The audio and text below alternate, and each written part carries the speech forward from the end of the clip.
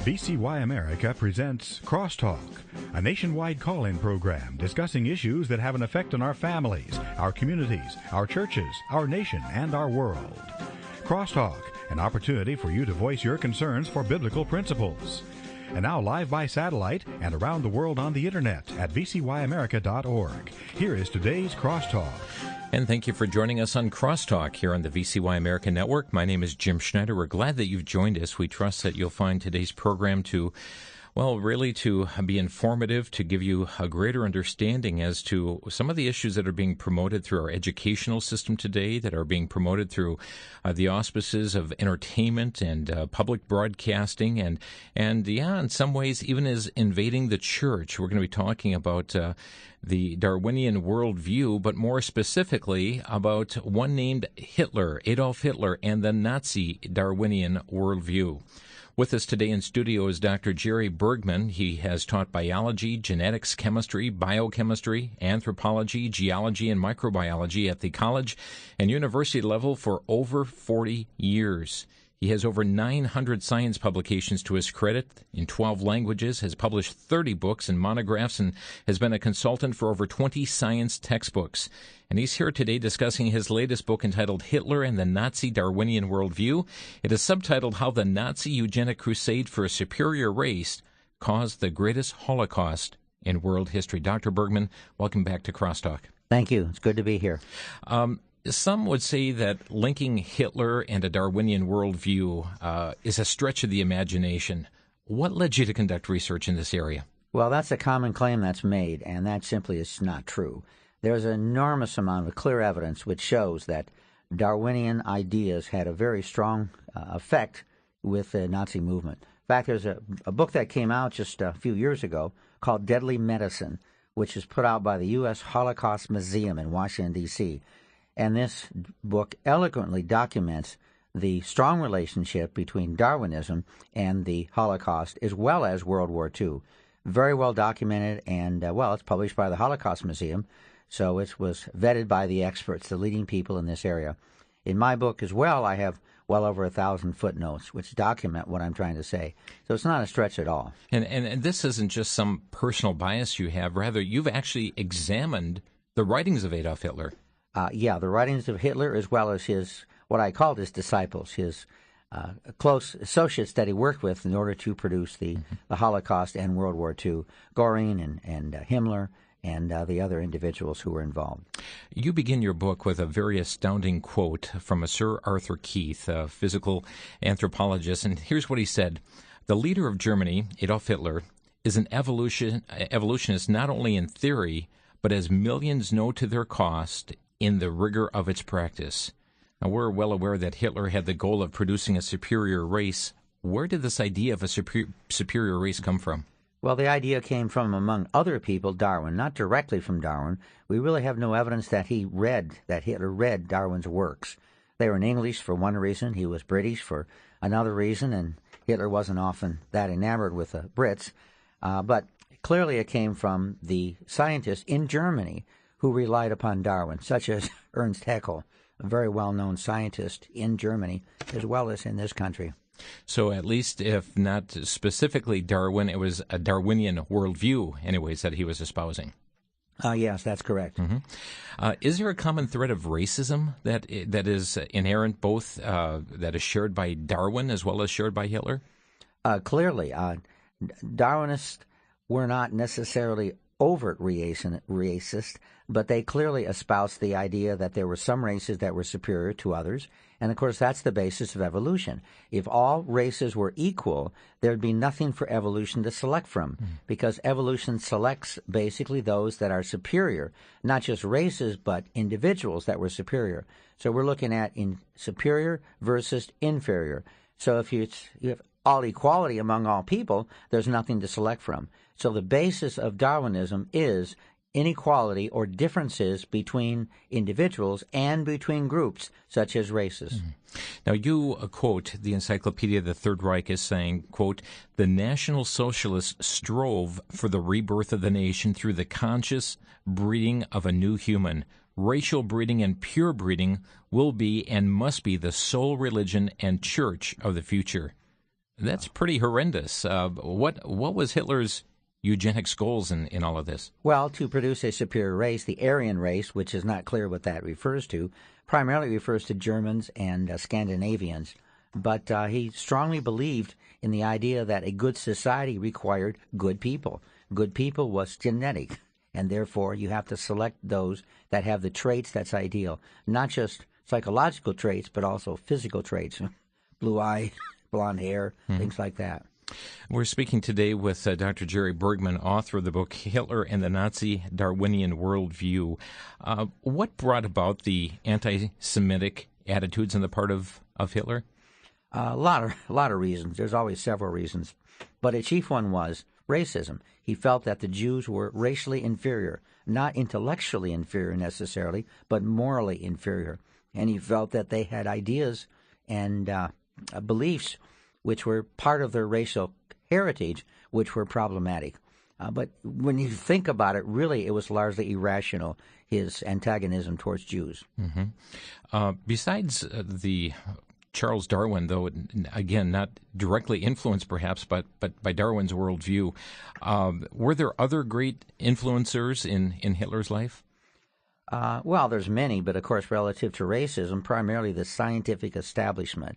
And he worked closely with the scientists to bring about his goals. In fact, he had to have the cooperation of the scientists, and he did so, very much so. Can we blame Darwin for Hitler's actions? Ultimately, yes, it traces back to Darwin. Of course, Darwin did not originate the idea of evolution, but he popularized it. Before Darwin, there was these ideas in the air, so to speak. But after Darwin, it became largely universally accepted within a few years. You write that government-sponsored mass murder was inspired by social Darwinism. Isn't that a rather strong statement? Well, yes, but then again, the authorities that I quoted clearly made that very clear, stated that very clear. And what kinds of things did they write to substantiate that?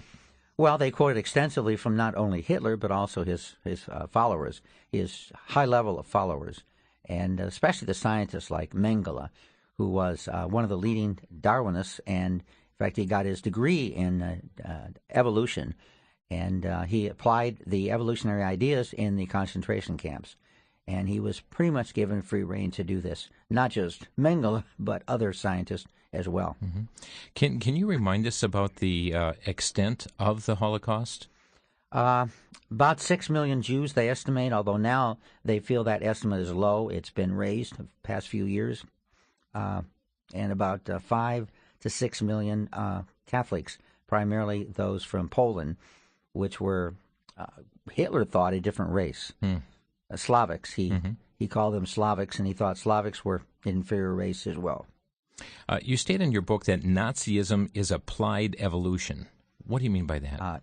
That basically is, in order to get evolution, you have to have differences, genetic differences, and therefore there has to be something to select from. And again, as I said, if we're all equal, there's nothing to select from. And so Nazism was basically trying to artificially select better humans by intelligence, by reasoning, by science, etc. Normally, selection, of course, takes place in nature by natural forces, natural events, and so on. But he was trying to get a hold of evolution and direct it by intelligence. So this was really part of Hitler's core beliefs as far as using social engineering, so to speak, in order to bring about that superior race? I mean, he really believed that? Yes, it was central. In fact, the best illustration of that is toward the end of the war, when the generals realized they were losing, Germany was losing, they wanted Hitler to put all the effort into winning the war. And Hitler said, no, if we lose the war, but if we eliminate some of the inferior races, the Jews, that is a major accomplishment. And instead of sending the trains to bring troops to the front lines in Russia, what he did is he sent many of the trains to bring the Jews in Hungary to the concentration camps. So at that time especially, his priority was very, very clear. We'll get the Jews first, this inferior race. Then, if we lose the war, well, at least we have done this, and the world will look upon us with very strong positive feelings because we've accomplished this, a very important goal. Dr. Bergman, you had mentioned earlier Hitler being impacted, influenced by various scientists as well. Tell us briefly about some of his leading scientists that he had. Well, of course, the main one we know of was Mengele, but almost the entire professor and medical establishment went along with Hitler and supported what he had to do. It's often felt they were coerced into doing so. But in fact, as brought out in many studies of this situation, most of them were not coerced. They had a choice, and some said, no, I do not want to be part of this. And so Hitler said, fine, you can go back and practice medicine in Germany, no problem. But there were plenty of scientists who wanted to be part of this because they saw this as a revolution in world history which would bring about a superior race, and they thought this was an important scientific goal, and therefore they probably in many ways went beyond what Hitler wanted. In fact, several times Hitler tried to bring back, to reduce what they were doing, and they basically said, well, we're in charge of this. We want to do it.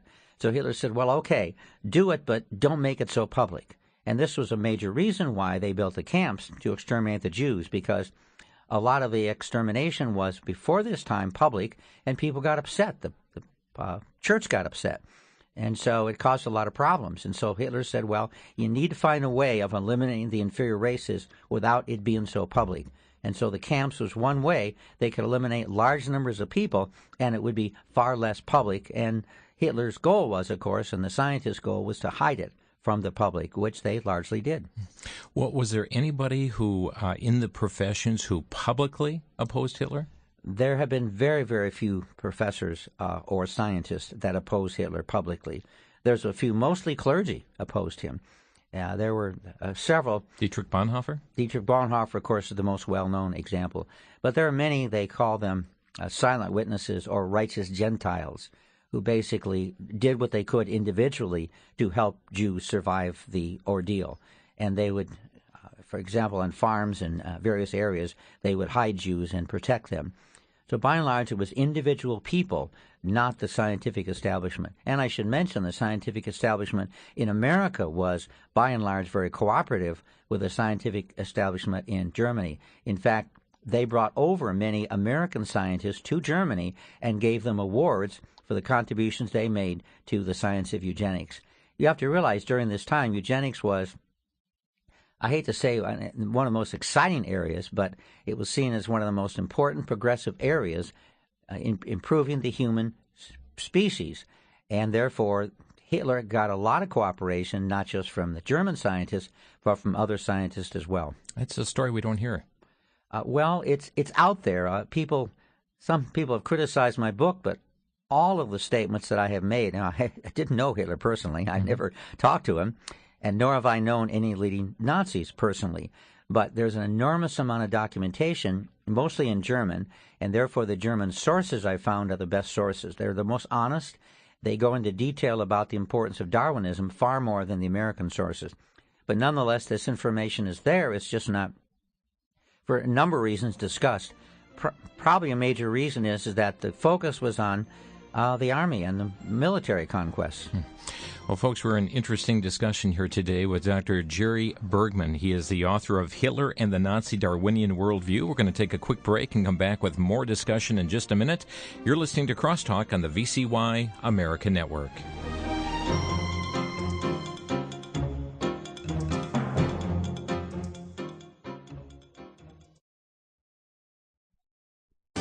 Back to Genesis with Dr. John Morris, creation author with the Institute for Creation Research.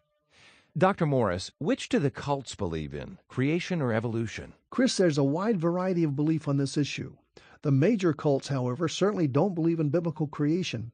Consider the Mormons, who believe that the universe has always existed and that man, including the man Jesus Christ, has come from outer space. Jehovah's Witnesses don't believe in evolution, but they do believe in the millions of years concept. Certainly the New Age cults like Hare Krishna believe in evolution. It's important to them all to believe in a naturalistic origin of things, and especially to deny Adam and the original sin for which Christ's death on the cross paid the penalty. Christianity rises and falls on creation. We simply can't ignore it.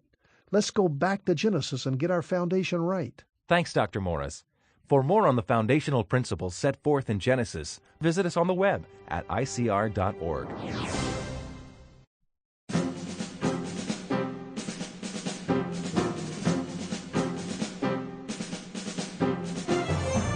You're listening to Crosstalk here on the VCY America Network. And folks, this is more than just ancient history. This has implications for us in the United States today. We're going to get to that a little bit later in our interview. But some very astounding piece of information we're learning today. Our guest is Dr. Jerry Bergman, teaching at the college level for over 40 years, has written a number of books. We're talking about his latest book called Hitler and the Nazi Darwinian Worldview, subtitled How the Nazi Eugenic Crusade for a Superior Race Caused the Greatest Holocaust in World History. And sadly, one of the statements I heard is someone who said one of the things that we've learned from history is that we don't learn from history.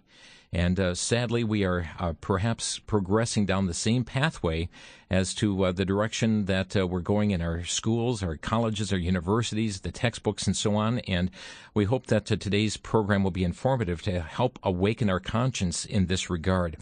Just before we continue on, Dr. Bergman, for those who'd like to obtain a copy of your book, Hitler and the Nazi Darwinian Worldview, how can they obtain it?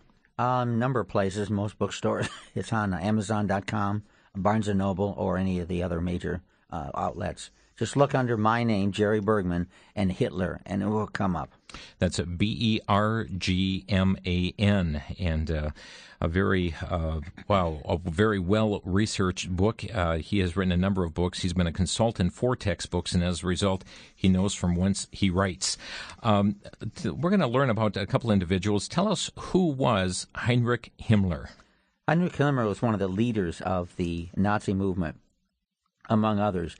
And it's interesting, when I looked at the background behind these Nazi leaders, many were raised Christians, often Catholic or Lutheran, and in college they discovered Darwin, and that led them away from their faith. In fact, some became strong opposers of the Christian religion. In fact, Hitler made it very clear, as well as his followers, that they wanted to eventually eliminate Christianity and develop a new religion, a Germanized pagan religion. Mm-hmm. They glorified the pre-Christian days in Nazi Germany. And that was one step in quite a few, including Himmler's, progression from a good Catholic to a good Nazi. Interesting. Now, there's another, matter of fact, you write about lots of people in your book, and we're not going to but scratch the surface on a couple here. There's another name that stood out to me, Reinhard Heydrich. Tell us who he was and his significance. Well, again, he had somewhat similar background as Heinrich Himmler, although Heinrich Himmler had a degree in biology, and so he did have the evolutionary background from his coursework, or at least some evolutionary background. But most of the others followed that same pattern. And you mentioned which one? Who? This last one here was Reinhard Heydrich. Oh, okay. The most interesting thing about him is he was the one who physically looked more like an Aryan than anyone else. Most of the leading Nazis did not look very Aryan. They had dark hair, they had brown eyes, they had traits which were not idealized in Nazi Germany. He was one of the few that clearly fit the idealized Nazi. And unfortunately, he was kind of brash in what he was doing, and his Mercedes he was riding in was blown up by the enemies, partially because one of his roles was to supposedly govern, I use that word loosely, the occupied territories. And as a result, he gained a lot of enemies. And so he drove around in his Mercedes one day, and it was blown up, and he eventually died. And after that happened, Hitler said, what a stupid fool. Why in the world will he drive around in this Mercedes in the town? He should not have done that. So Hitler was very, very condemnatory to him. Also, ironically, he was earlier accused of having a Jewish background, which is ironic. Probably there's no evidence for that, but his opposers evidently used that to try to oppose him. Were these many varied men scientists awarded by Hitler? Were they awarded? Yeah, receive awards and commendations. Oh, yeah. When you have most pictures I have of them, they have a chest full of metal, and I wonder what they're for. Yeah. You state in your book that and this is really where it gets down to some of these issues that brings us current here. You state that the content of textbooks played a critical part in the goal of spreading Nazi ideology and Darwinian theory throughout Germany. Tell us about that. That if you examine the textbooks used during that time period, you'll find that evolution was prominent, and they talked about evolution of animals as well as evolution of humans. And they gave good examples of animals, and then they said we need to apply this to humans. So evolution was a central focus of many of the biology textbooks at this time, not only in Germany, but also in other countries, including America. And that was important for this worldview to be propagated? Yes, they had to understand evolution, how it worked, and how it can be applied to humans. And then once they're indoctrinated in this worldview, then, of course, it was an easy step to go to the next step, which was to apply evolution to humans to produce a superior race. We often hear the term the Hitler Youth. Who were the Hitler Youth, and how were they influenced by all of this? Well, Hitler felt in order to influence the people, you've got to get the young. And the problem was the older people who had the older values. And so Hitler developed a lot of programs, kind of like the Boy Scouts, except the main purpose was to indoctrinate the youth in Hitler ideas, in Darwinism, etc. Mm-hmm. And so he had a number of programs, very large programs, where he was able to bring the youth into these organizations, and he had different groups according to age. So he had various, 6 to 12, I guess, or 13 to 18 or something. And then he would indoctrinate these students by a number of means in order to help them understand Darwinism and how that's applied to society. And, of course, the fact that they pushed was that the solution was Nazism, a Nazi solution. Textbooks was critical, and training of young people into that indoctrination was critical. What should we learn from this? Well, we see the same thing today, that Darwinism is now a major part of many biology textbooks. When I studied biology in college, there was a chapter toward the end on Darwinism, and that's pretty much all it had. And that was true of many textbooks when I was younger. Now we see they're trying to incorporate evolution in every single chapter. So it's hard to read any chapter without something about evolution. So there's a deliberate, direct goal to indoctrinate students into evolution and also into some of the other ideas that Hitler propagated. Is that unique to the United States? It is. In Canada, we see the same thing. In Europe, we see the same thing. It seems to have started in the United States, and it's spreading to other countries.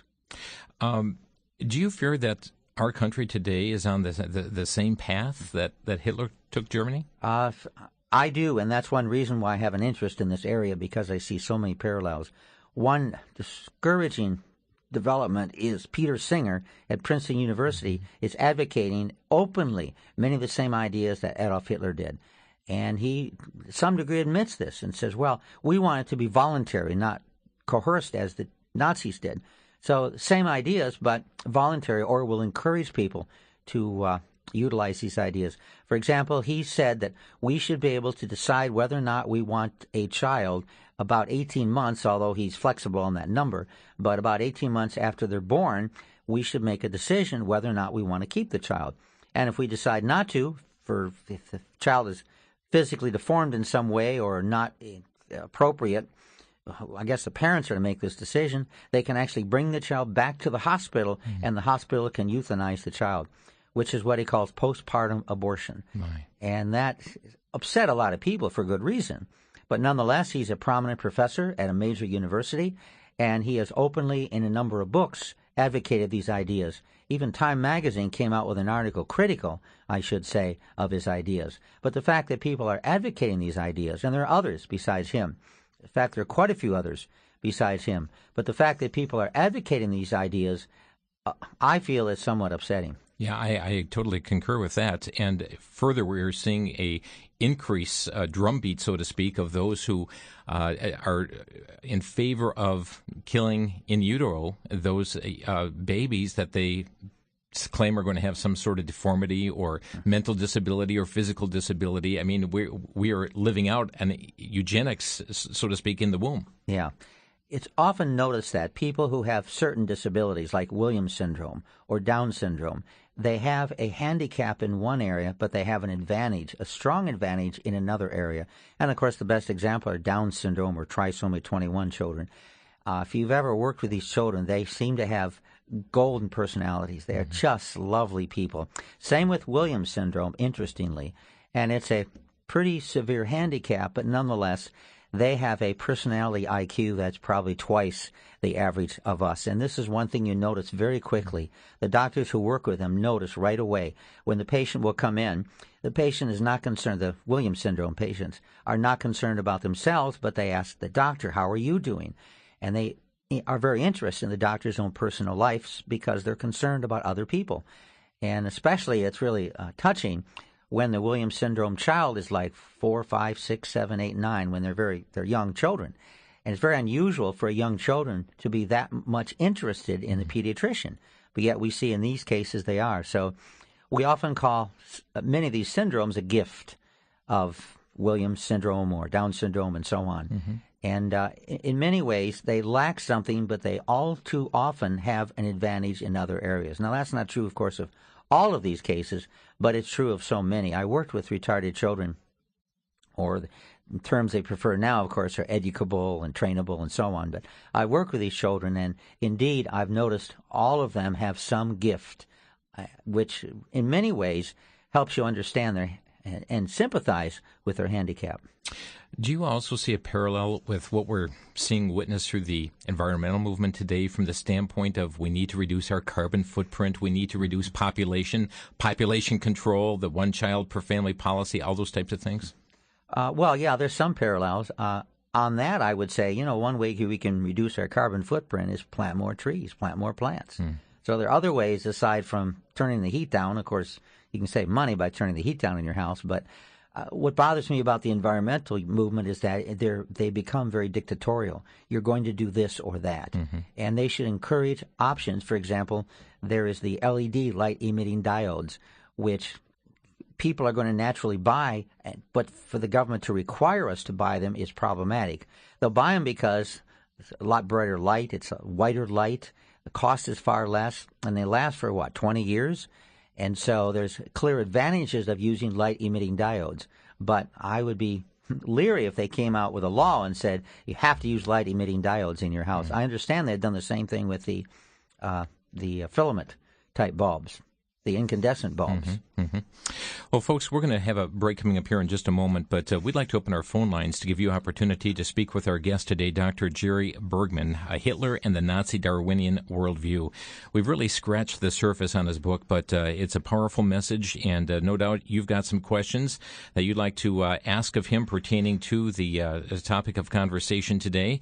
Our telephone number to Crosstalk is 800-733-9829.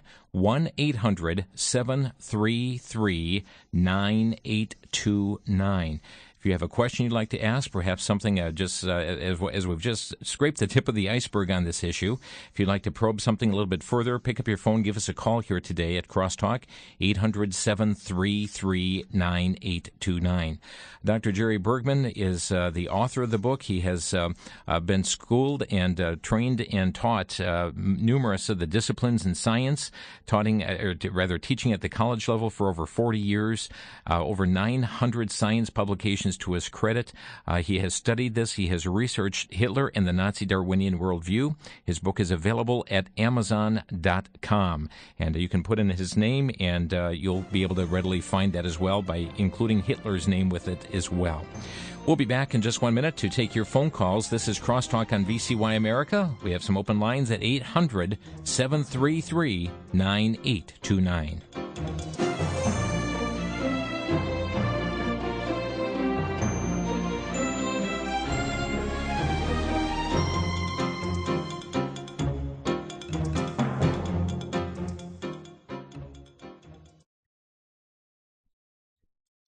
Most people devote much time researching and investigating important issues before making a decision or reaching a conclusion. Yet when faced with the most important issue of their earthly life, where will I spend eternity, they appear to be unconcerned or disinterested. Since God does not promise anyone tomorrow, and man's eternal destiny is sealed at death, would it not be wise to investigate these things? That's the purpose of the book, Preparing for Eternity, in which author Mike Gendron contrasts the truth of God's Word with the teachings and traditions he was taught for over 30 years in the Roman Catholic Church. He found that eternal life is not merited by good works, but is given freely by God's grace to those who put their faith and trust in the Lord Jesus Christ as their all-sufficient Savior. The book, Preparing for Eternity, is available for a donation of $17 or more to VCY America by calling 1-800-729-9829. That's 1-800-729-9829.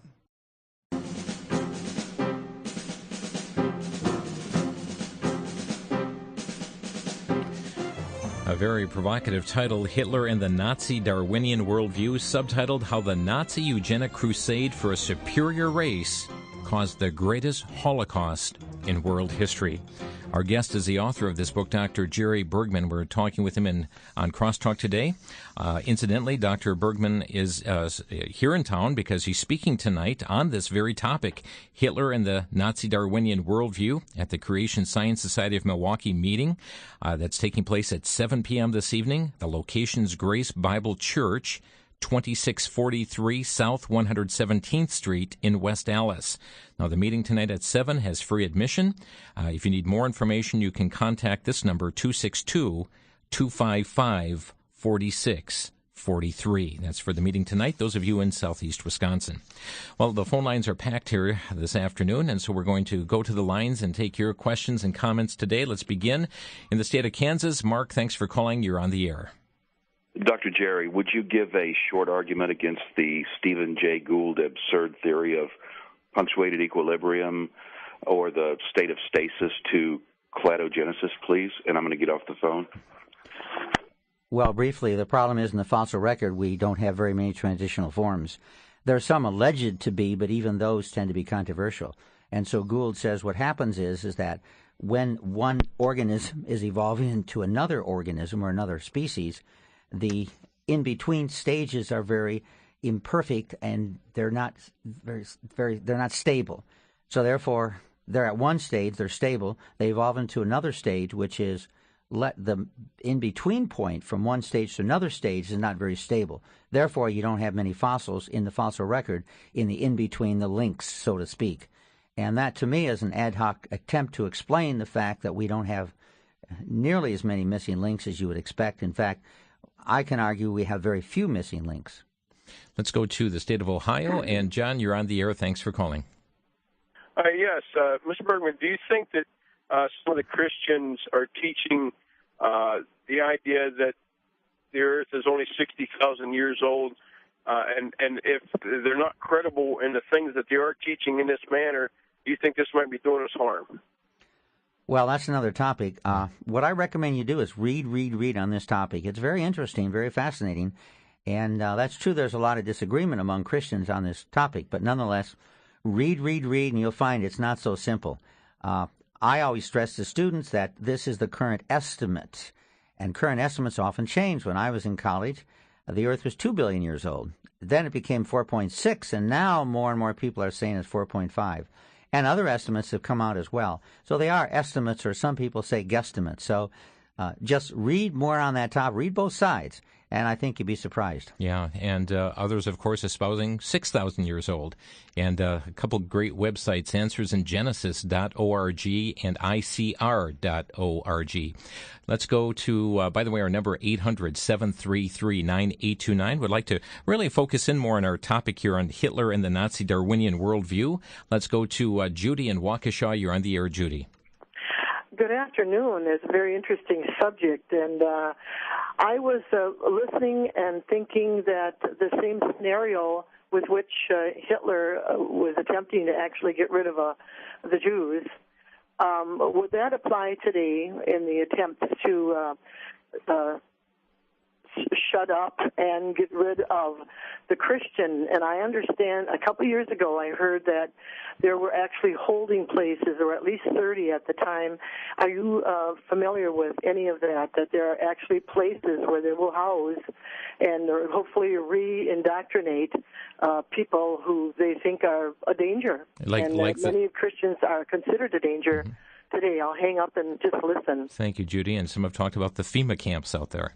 Oh, well, I'm not too aware of that, but I am aware that about 174,000 Christians last year were murdered. But it's a very different reason than Hitler. Hitler looked not at your faith. He didn't care what your faith was. He cared what he concluded from various records what your nationality was, Jewish. Even Jewish Lutheran ministers who became ministers, even if they were second generation, third generation, these ended up in the camp. But yeah, the persecution of Christians is a major problem in the world today. And again, about 174,000 have been martyred on the average each year for the past 10 or 12 years, mostly in certain parts of the world, communist countries, dictatorial countries, some of the Muslim countries. And that's a whole other show, and I hope you have a guest on here that will talk about that. Does a Darwinian worldview, would that go along with that, do away with the Christian's mentality? In a sense, it would, because you're looking at some people which are better than other people. Hitler tried to base it on race, although that was problematic because he had some of his leading generals were Jewish, and so he basically made them Aryan, and that's almost ludicrous to make someone Aryan. And in fact, other of his officers as well could make someone Aryan because they were needed in the Third Reich. And so here we have the same idea of eliminating people, but it's on another basis. It's on the basis of religion and belief, and to some degree culture. So, yeah, in many ways we have the solution will solve something by getting rid of people.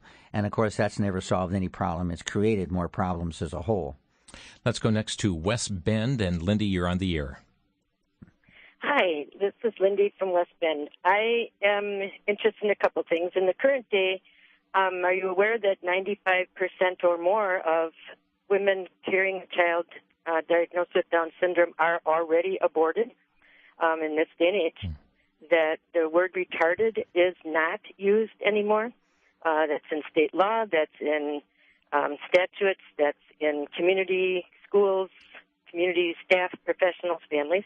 And the third is I don't ever hear numbers in the Holocaust that include the people with disabilities that at some point I heard there was a lot of those, and I never hear reference to those people with value that were killed. Thank you for your call. That's a very good point. Yeah, we rarely hear the number of people. In fact, it's really not known how many were, except that many hospitals which housed the disabled were wiped out totally. And so, by and large, as far as we know, they killed virtually all of the individuals who were, quote, disabled. And some of these who were disabled had what we would consider minor disabilities. And yeah, I'm aware we don't use the word retarded anymore. That's an interesting play on words. We used to have other scientific words like idiot, imbecile, and moron. These were scientific words at one time. They became onerous, and so then we stopped using them, and then we used other words. But the language keeps changing, and to some degree this is an attempt to, I guess, reduce the stigma that these people have by changing the terms. And what happens is the stigma catches up, and then we don't use the terms anymore. These are indeed valued individuals, souls that are precious in the eyes of God. Right. Let's go to Boto in Milwaukee. You're on the air. Hi. Hi. I'd like to point out some things. These Holocausts, whether of called Jews or Christians, are only because we give too much power to people and to governments. The Holocaust of Hitler started when he was trained in 1912 by Tavistock, before which Stalin had been trained there. Hitler was funded by Jacob Schiff and other American and European people of their own faith, supposedly, who spent $31 million to $34 million supporting Hitler. They spent about the same amount supporting the Russian Revolution, and here's the real issue. 61 or more million claimed Christians were murdered, genocidally murdered in the Russian Revolution in the years that follow. Yet the only Holocaust we hear about is the one in which the people of the same religion as the people who started it were murdered.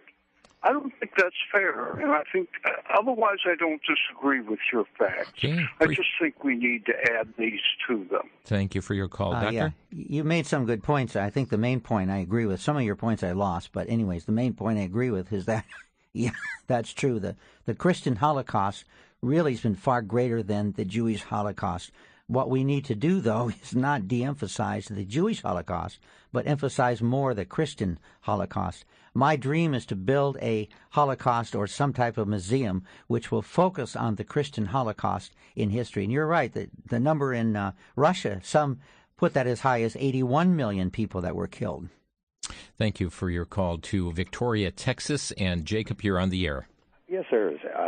I wanted to say that Darwin, he said that in order for my theory to be true, that we're going to have to find millions of transitional species.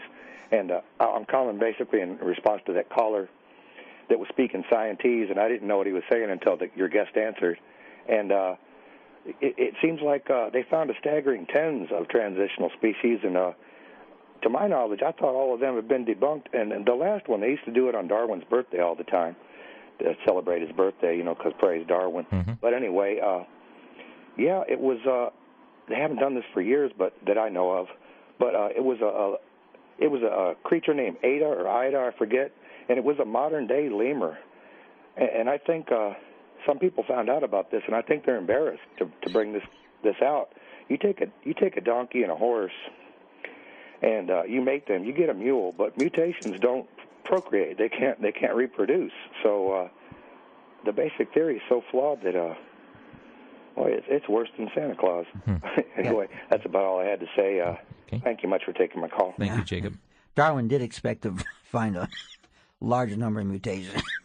That's true. Mm-hmm. He expected to find a large number of mutations, but by and large, they haven't been able to find those. The problem is, a large number of transitional forms. The problem is, how do you prove a transitional form? To do that, you have to prove genealogy, and you can't prove genealogy of animals. We're having a hard time proving genealogy of humans. Now, we've got records which will do that, but by and large, that's very, very difficult. You're listening to Crosstalk here on VCY America. Yeah, Dr. Bergman's been doing a lot of talking over the last few days, and more coming yet later today, but certainly great insight on this issue of Hitler and the Nazi Darwinian worldview. We're going next to Terry, who is calling from Oconomowoc. You're on the air, Terry. Hi, Jim. Thanks for taking my call. Mm-hmm. Dr. Bergman, I have a question that's plagued me for years. Years ago, 60 Minutes had a show on, and one of their episodes was about this black tribe in Africa. And they said that this particular tribe claimed that they were of Jewish descent, and so the scientists went in, and sure enough, they proved it through DNA that they had some Jewish genes in them.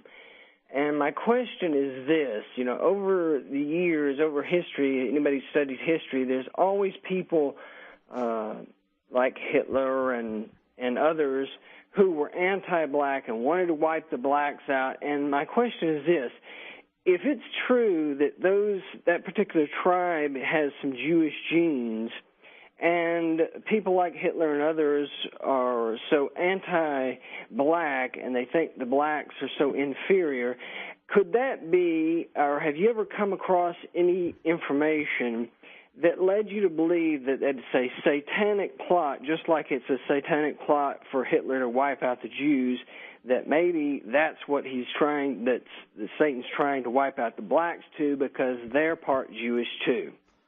Well, Satan's probably trying to wipe out a lot of people. Yeah. I tell you what, we're going to need to take a quick break here, and we'll have just a brief response here to that question and take more calls after the break. You're listening to Crosstalk on VCY America. Our guest, Dr. Jerry Bergman.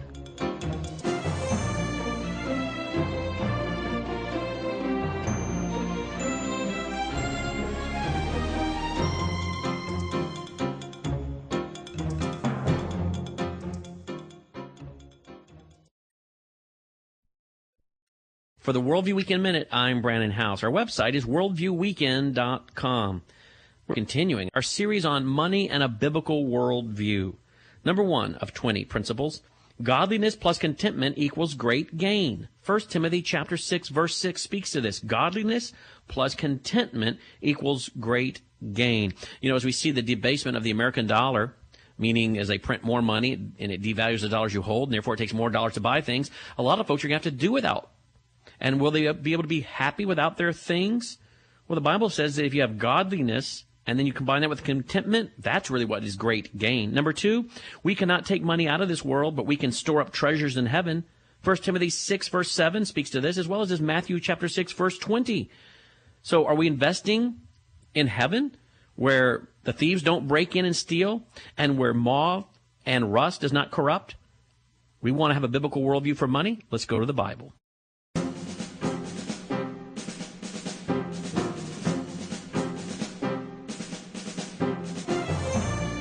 This is Crosstalk on VCY America. With us today, Dr. Jerry Bergman, author of Hitler and the Nazi Darwinian Worldview.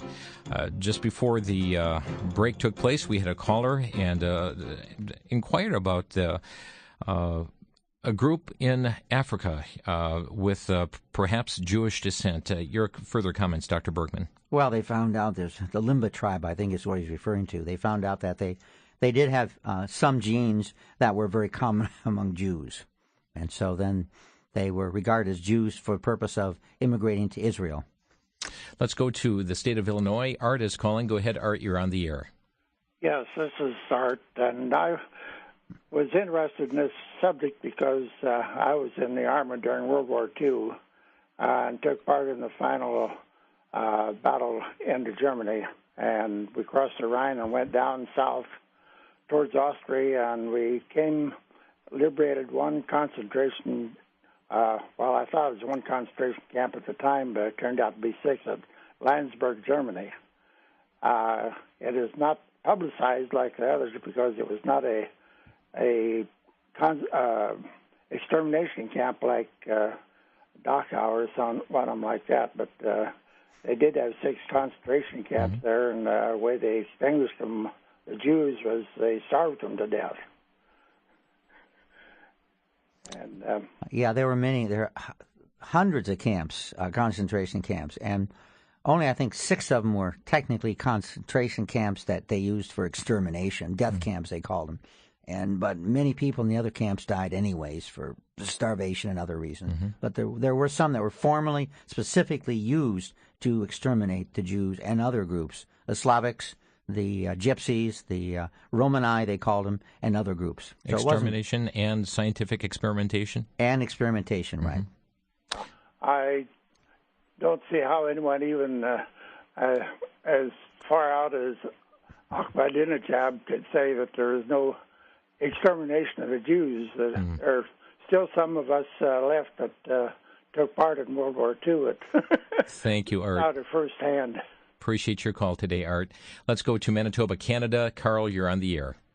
Yes, hello. I'd like to ask, Doctor, do you do any research, or have you done any research that touches on the comparison of Adolf Hitler's Aryan man versus Stalin, or Chairman Mao's New Man concept? And also, could you touch a little bit on the Lebensborn program? I've done some comparisons, and this idea of race, it's interesting that my race is always superior and your race is not. So the racism idea has been very, very common in that part of the world, but who was the inferior race varied quite a bit. And Lebensraum, that was a way of breeding more rapidly the superior race.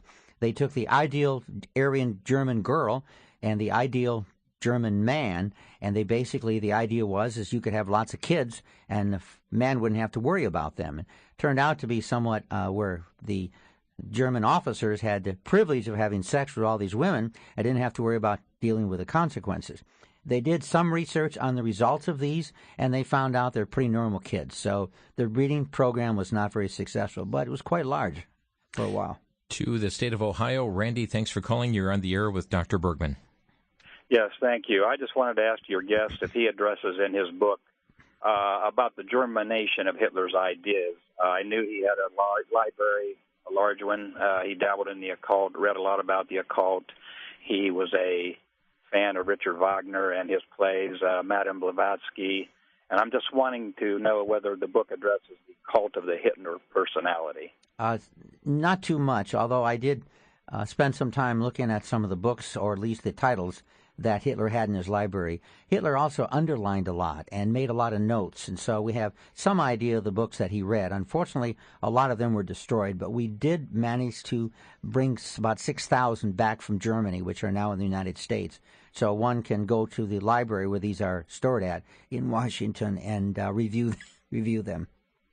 Well, it's just kind of a scary thought when you think how one man could mesmerize a whole nation into doing what eventually, came to be their destruction, and how one man's ideas could just move an entire group of people like that. And I just wondered if your book addressed that. Somewhat. That's a good point, especially considering Germany was clearly the best educated nation in the world. They produced more scholars than most countries combined. And as a result, one would not think that they would be susceptible to what happened. But indeed, it shows us that education does not always inoculate us against loony ideas. Thank you, Randy. We're going to pick up one final call, and this is Debbie. Go ahead, Debbie. You're on the air. Hi. I just wanted to comment that we need to watch out for a Holocaust because our government wants to take away our guns, and they have purchased 1.8 billion hollow point bullets. And we need to keep in mind that Hitler took away the people's guns. That was one of the first things he did before the Holocaust in Germany. Yeah, I can mention he didn't take away the people's guns. He took away the guns from the Jews. That's one of the first things he did. Took away not only the guns, but also other things that they could use to defend themselves. And that was done quite early in the war. But otherwise, the common people, by and large, I'm not aware that there was a problem. Thank you, Debbie. Appreciate your call here today. And just a reminder to those of you in southeast Wisconsin, Dr. Bergman speaking tonight for the Creation Science Society of Milwaukee, 7 p.m., Grace Bible Church in West Dallas. Admission free. For more information, call 262-255-4643. His book, Hitler and the Nazi Darwinian Worldview, the book takes a fresh look at Germany's most influential Nazi leaders. It looks at their backgrounds, their education, their convictions, and provides compelling evidence that the rising influence of Darwinianism, eugenics, and also race theory in early 20th century society set the foundation for the Nazi pursuit of engineering a German master race and exterminating European Jews, Gypsies, blacks, most slaves, and Slavs, that is, and the Christian religion in the ensuing madness of the Holocaust of World War II. Dr. Bergman, we appreciate you sharing the information. Again, we've really just scratched the surface on the topic. But again, for those who would like to obtain your book, they can do so at Amazon and Barnes & Noble and any major bookstore will have it. Great. Well, thank you for taking time out of your schedule to be with us today. Thank you for having me. Dr. Jerry Bergman, our guest here today. Again, the book is entitled Hitler and the Darwinian Worldview.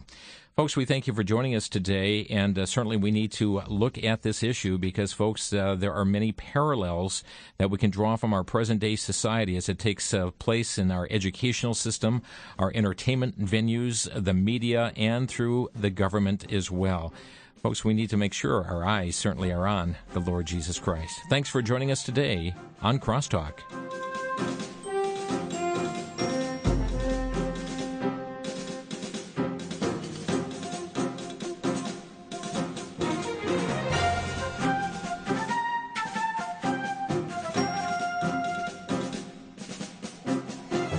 Listening to Crosstalk via satellite and the internet from VCY America. Views expressed may or may not be those of this station. For a CD of today's program, send a donation of $6 or more to VCY Tape Ministry, 3434 West Kilbourne Avenue, Milwaukee, Wisconsin, 53208, or download by RSS or podcast from crosstalkamerica.com. And join us again for Crosstalk.